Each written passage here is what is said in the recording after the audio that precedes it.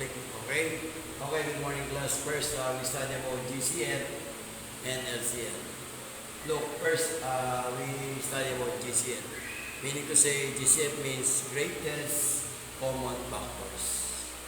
So, these are my example. 4 and 6.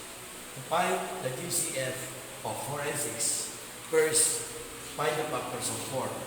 Look, what are the factors of 4? 1 times 4 and 2 times 2. So this is the factor of 4. Once again, 1 times 4, 2 times 2. The other one is 6. Look, 6. What is the factor of 6? 1 times 6 and 2 times 3. So these are the factor of 4 and 6. To find the GCF, meaning to say C means common. 10 factors, meaning greatest. Look, which is the greatest number? Common factors. 1, 2, so 2, meaning to say the GCF of 4 and 6 is 2.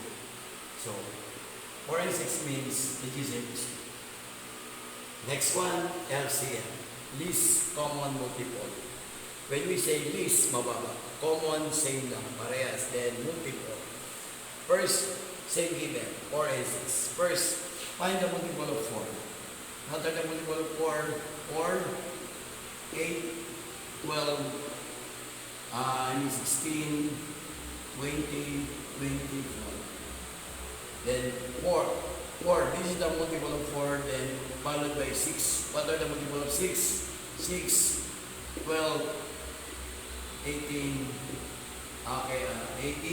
24, 30. Look, which is the least common multiple of 4 and 6? First, start tayo sa least. 4, no more 6. 12, no. Okay, so look, the LCM of 4 and 6 is 12. So, 12. Okay, class. So, this is the example of the GCF and the LCM.